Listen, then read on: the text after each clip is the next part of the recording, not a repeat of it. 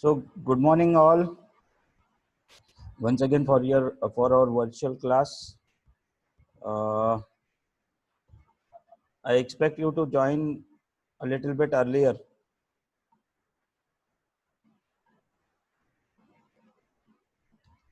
Okay. So we have started with this introduction of 8085 microprocessor. We were doing that, and in that we have say completed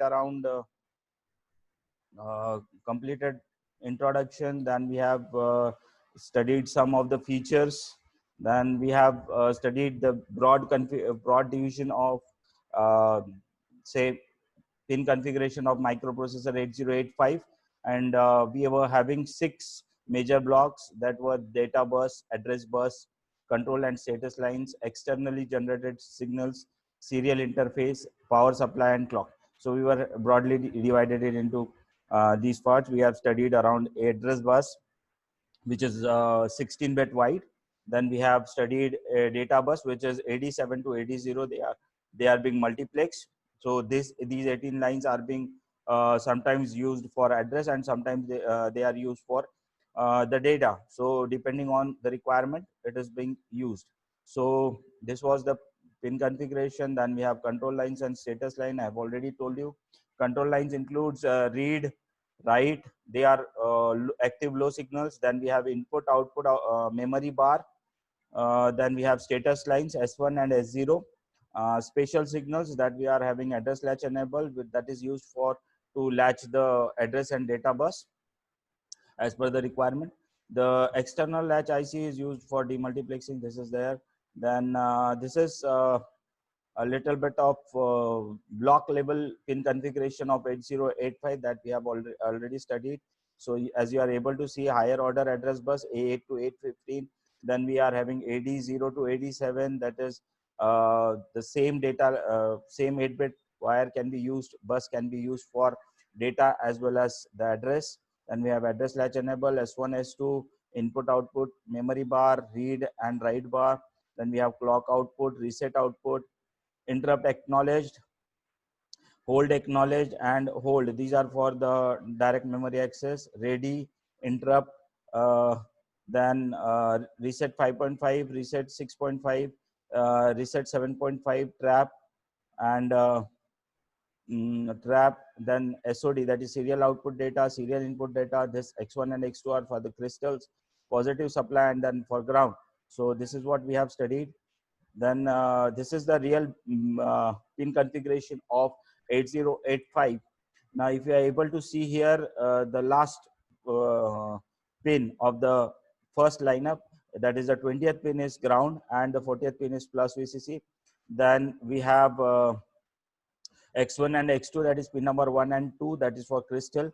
Then from AD0 to AD7, that starts from 12 to uh, 19. Then we are having interrupt acknowledgement. So that is there. Then interrupt, reset 5.5, reset 6.5, and then we have reset 7.5 and trap. These are all resets. Then coming on the right hand side, we are having from 21 to 28, we are having A8 to A15. Then 29th is SO, that is status line, and 33rd is S1. So SO and S1 makes you the status line. Then 30 is address latch enable, 31 is read bar, 32 is 31 is write bar, and 32 is read bar. Then we are having a 34th pin as input output oblique memory bar, ready, reset in bar, then clock output, HLDA hold, that is for direct memory access, and plus VCC. So this much we have studied. Then we have got through the how the demultiplexing of address and data bus is being done. That is the same same lines, same wires are being sometimes used for the address, and these same lines are being used for the data line. So this IC address latch enable uh, monitors whether these lines are going to be used for address or whether these lines are going to be used for data. So at the same time, these lines can be used simultaneously for data as well as for the address. So this is what we have studied. If you have any queries, then I will be really happy to solve it. So we were working on this architecture of 8085, and yesterday we have studied about the general purpose, 6 general purpose registers that were B, C, D, E, H, and L. Then the fourth one is the stack pointer, which is supposed to be the 16-bit. Then this one is the program counter, which keeps the track of the memory location of the program counter program. So this is a 16-bit wide. And then this is increment decrement address latch that we are having, and these are the data address buffer. Then this is address buffer, and this is the multiplexer where we can use one of the general purpose register at a time. So this much we have studied, and we have also studied the accumulator, that is the main register, which is used for all the arithmetic and logical operations. So one of the data should be in the accumulator. So this is what we have studied up till now. And the green bus that you are able to see is of 8-bit wide wires. So for that we call it as a bus. So this is there in that. So this was we have studied. If you have any problem in that, we can you can ask anything. So these were the general purpose registers, and these were the accumulator. There is one more which I have told you, that is W and Z. These are also the temporary register which the user cannot use this. Then we have instruction instruction register, which keeps the opcodes on it. So this is the instruction register over here in the side. Then we are having this as the instruction decoder and machine cycle encoding. So this block takes care of how to decode a opcode, which is going to actually ask the microprocessor to perform a certain task. So that is done by this instruction decoder and machine encoding this block. So this is there. Then in that again we are having a major block over here, which is called as timing and control unit. So this timing and control unit requires a crystal or clock cycles, so which is given by x1 and x2 over here. It is actually not written over here, but it is there. So x1 and x2 are there. Now these are all interrupts where we are in the down we'll see. Then the major block is the ALU, that is the arithmetic and logical unit. So if you are able to see over here, we are having 2 8-bit of that is data, that is from the temporary register, which is coming to ALU. This is one data, and the other data is in the accumulator. So this is the another data, and now this is being processed in this arithmetic and logical unit over here, and the result is again given back from here to the 8-bit bus, if you are able to see over here. So we are having this arithmetical and logical units, and the other one is the flags over here are there. So we will be broadly speaking about this flags. So these are again 8-bit registers, which will take care of what type of execution is there. So these flags have say importance, because of this we are able to do some more we are able to execute some more instruction using these flags. So these flags are more important, that we are going to study in depth. We are having 5 flags. We are having 8 registers, but mainly we are using the 5 5 registers over there, and these 5 flags are called as auxiliary carry, zero flag. Then we have the sign flag, and the other one is the parity flag. So we are having 5 flags. The first one is auxiliary carry, and then we are having parity, then parity and zero, and then sign. So we are having all these in the 5 this flags. So 5 flags are there. Again, I'm going to repeat it. So if you start from D0, that is we are having 8-bit over here in the flag. So we can say like D0 is carry, then D1 is not don't care, that is D1 is not there.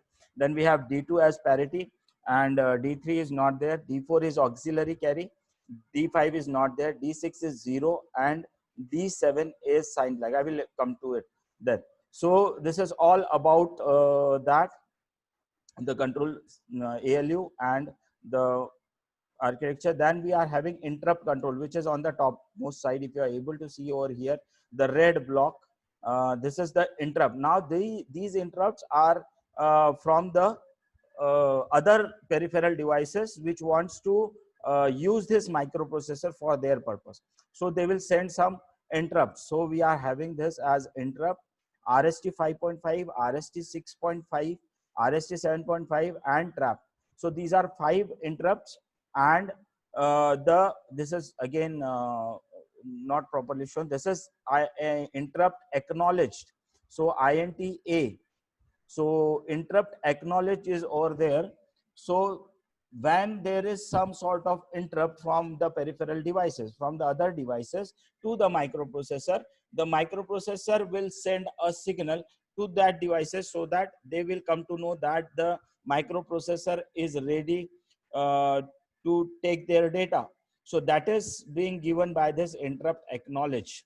So interrupt acknowledge is over there. I hope you are able to see this. Just hold it for a second. I will just stop sharing it. Then I can start. Okay, there is no. Right. So, yes. So yes. So we are having this interrupt controls. So these take care of all the interrupts over there. Then on the a little bit on the right side, we are having seed and SOD, that is serial input data, means the data is serially inputted to the microprocessor, and CSOD, which means that the data is being serially given output to the peripheral devices. So these two signals are for serial data, means as you attach a pen drive, the data is being transferred serially from the microprocessor to the peripheral devices. So these two signals give the serial data over there, in over here. So this is all about the architecture of 8085. Again, I will repeat that. What we have studied in the block level, we have studied around 6 general purpose registers, that is BC, DE, and HL are there. Then we are having stack pointer, which keeps the address of the stack where we want to put some data for the temporary store. So this stack pointer is there. Then we are having the program counter, which keeps the track of the program which is to be executed. So it keeps the serial memory address of that particular memory location where the program is being stored, and it increments it one by one as it executes, unless and until it sees the last instruction, that is halt. So this program counter keeps the track of that. These two, SP and program counter, are 16-bit wide, and these B, C, D, E, and HL are general purpose registers which are 8-bit wide. Yes, they can also be used for as a pair for 16-bit data, that is BC can be used as a default pair, D is again a default pair, and HL is again a default pair which is of 16-bit wide. And HL specifically is used to store the memory location where the data is being stored, and if we store this data, then the memory related instructions can be executed, like I have told you yesterday that it is like add M. So if I want to add the data of that memory location, which whose address is in this HL pair, is being added to the accumulator. So this means that the memory location address should be in the HL pair first. So we have to store this HL pair. So in the maximum programs, you will be able to find that we will be storing this. The first instruction will be LXI-H only. The LXI-H means load HL pair with 16-bit of data. That the instruction is 21. The opcode is 21, and then we have to give the data, that is 6050, so that the data is stored over there. So we are having that. So HL pair is specifically used for to store the memory location. Instead of that, you can also use this HL pair as a simple general purpose 8-bit register also, H and L. So you can use it for addition also. You can store the data also over there. So H can also be stored, L can also be stored over there. So HL is used for memory location. I hope I'm clear. And then we are having the important register, that is a special register that we call it as a accumulator. Now all the arithmetical and logical operations is done by this. Then the one of the data should be in the accumulator. So one of the data is kept over here. Even whenever you want to send the data out or receive the data out, the data is first stored in the accumulator itself. Again, the result of any of the arithmetical and logical operation is being stored in the accumulator after execution of that instruction. So if I hope you have understood that. Hold it for a second. Yes. So uh, yes, so we can start here. So this is about the general purpose register and the accumulator. As you will be able to, as we will do some programs, you will be able to see that how they are going to perform their works. So these are the general purpose register, then we are in accumulator, then we are having one temporary register over here, which cannot be used by the user or the programmer, but it is required to store a temporary data from here. As I said, that if I want to execute a instruction like add m, so the data is there in the memory location, right, whose address is in the HL pair. So when I need to execute this add m instruction, what happens? This address data address bus will send a signal to that particular memory location, 16-bit wide, and it will take the data from that memory location through this data line. And now this data line, the data is being put in the temporary register first.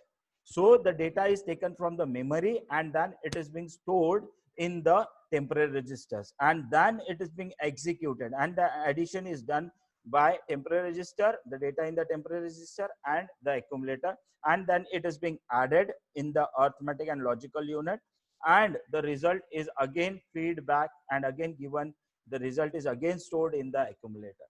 So this is how it performs work. So whenever you are executing or whenever you are writing a program, you should understand what type of steps are going to be done, are going to be executed inside the microprocessor. And for that, this architecture of 8085 is very essential to understand what type of say what type of procedure is going to be accepted by this 8085.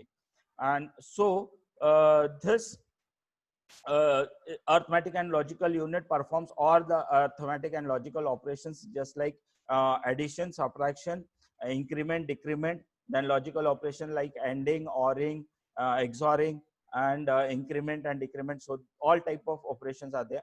Then we have this flag.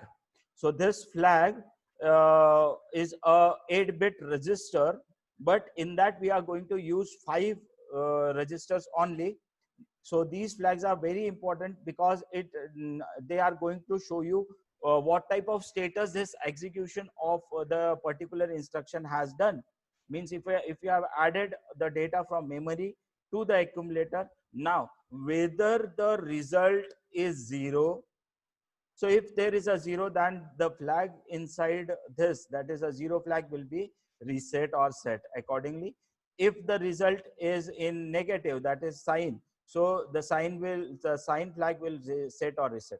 The parity, if there are odd number of ones in this 8-bit, then there is a odd parity there, or either it is a even parity.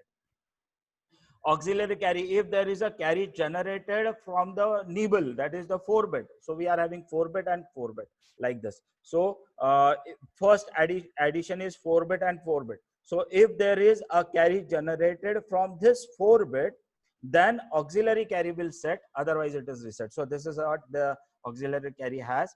Then we are having again one more, that is called as a carry. if else there is a carry generated by executing this arithmetic or logical operation. Carry means the 8 bit after execution of a 8 bit of a data. So that carry can be stored in over here in the carry flag using set or reset. So these flags are very important, and using these flags, the conditions of the flags after execution of the arithmetical and logical operations, we are going to again give some instructions. We can use those instructions for the other purposes. So this is all about the architecture. Then we are having a instruction register. As we have told you that program counter keeps the track of that memory location. Memory is outside of this 8085, it is not inside. So memory is to be used by this microprocessor. So microprocessor, what it does, it sends a signal to that particular memory location, and they where there is a data or the opcode. That opcode means operational code. So that opcode is being taken from that particular memory location, and then it is being given to this instruction register. This instruction register will keep the track of that opcode.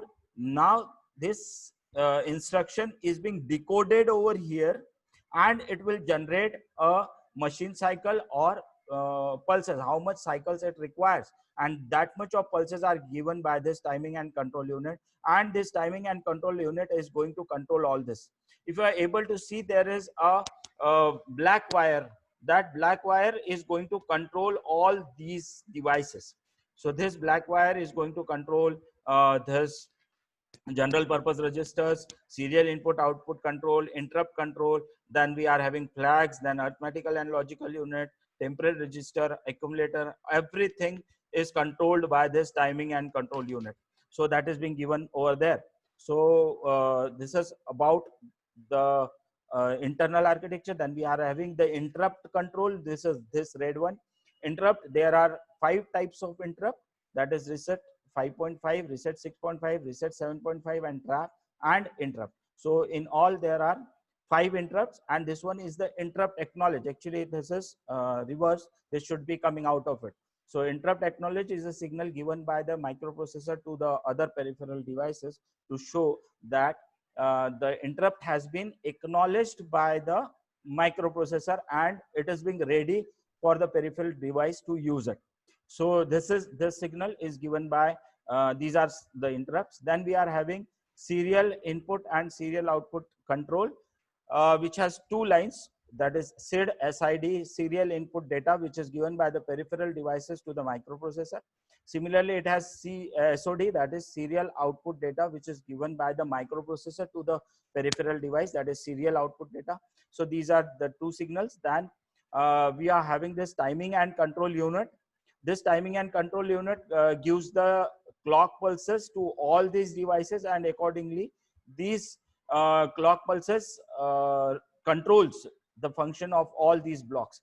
So this is there, and if this black wire, you are able to see this, these are the control lines. Similarly, as in our body, we are having control lines to control all those our movements of our body, our hands and fingers, everything. So these are being controlled by some control section, by our neurons, by our some of the veins, which are going to control these things. So the brain is supposed to be the brain of microprocessor is supposed to be the timing and control unit, so which is going to control all those inside it. So this is all about the internal architecture of 8085 over here. I hope we have one more. Yes, we have these type of this type of actual diagram which we were expecting, but in this we are having a colorful diagram so that we are able to understand what type of we are using. This green lines are showing 8-bit of bus, and this red block is showing that interrupt instruction decoder and machine code encoding. Then this orange is ALU. Then whites are all general purpose registers, accumulator, temporary register, flag, instruction register, B, C, D, E, HL, SP, that is stack pointer, program counter, and all. Then address and register, address buffer, data address buffer. So colorful is good. but if you are able to see, this is what actually you are expected to draw in your exams. So this is similar to that, but this is not colorful. That is the main difference, that's all. But rest of the things are same. So if you are able to see over here, now this, the upper portion is the interrupt control. Then we have serial input output control. Then we have these 6 general purpose registers, B, C, D, E, and HL. Then we are having a 16-bit register, that is stack pointer. Then we are having program counter. Then we are having increment and decrement address latch over here, address buffer, data address and data buffer, A8 to A15 higher order address bus. Then lower order address and data bus is AD0 to AD7, that is the same line is being used for so data as well as the address line. On the at the center, if we are able to see, these are the arithmetic and logical unit. Then we have these flags. These are actually flip-flops, and in which we are going to use only 5 flip-flops. Then we have a temporary register. This is an accumulator over there. This is plus 5 volt and ground. Then this is a clock. This timing control unit was not explained in the this diagram, so many of the signals were not there. So here we have kept all the signals over here in the of the timing and control unit. This instruction register is also there. This is the instruction decoder and machine cycle encoding, which gives you the actually how much machine cycle this opcode or the operation or the instruction is going to have. Then we are having here timing and control unit consists of ready signal, which is given by, say, the direct memory access. Then we have the read bar, write bar, address latch enable, S0 and S1, that is the status lines. Then we have input output memory bar, whether the instruction is related to input output devices or memory, that is to be decided by this pin. Then we are having yes, we are having only 9 minutes to go, so I hope so I missed it. Wait for a second. Okay, so again back. So we are having reset out, reset in, HLDA, that is hold acknowledge. Then we have hold. These are exclusively for direct memory access. Now if you are able to see, the arrows are being properly given over here. And here also, if you are able to see, that is interrupt acknowledge is given to the peripheral devices. So that is active low signal. Then we are having input output memory bar, S0, S1, HLDA, hold, then reset in and reset out. This is a pin which we are using, that is through switches. Then X1 and X2 are for the crystal, and the same clock is given to the other peripheral devices through this clock out. So this is the actual block diagram which we are expected to draw in your exams. Sorry. So everybody of you are expected to wear your masks. As you know that I'm having throat infection right now. So this is all about the block diagram and architecture of 8085. If you have any queries, you may ask question on chat box or as well. So today there is a less attendance. I hope there is only 13 students today present in the class. Are there any questions to ask? The platform is ready to ask questions. If you need to ask some questions.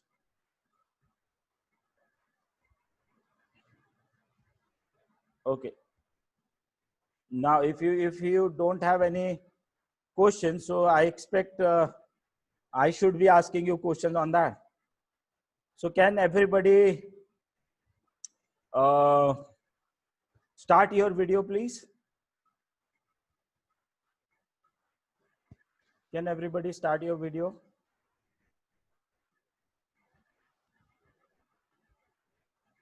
Yes, of course, I will be putting this on YouTube. Hi, Janvi, how are you? Shobit, yes. You are unmute yourself and say.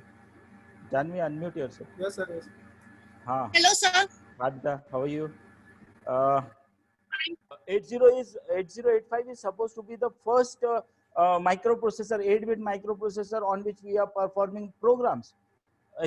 We are designing some programs for that, a simple program, say add, addition, subtraction, and now how these programs are going to be executed inside that. So it's a little bit difficult. We are working on an IC. We are trying to understand a IC, the internal architecture of an IC, and what is inside it.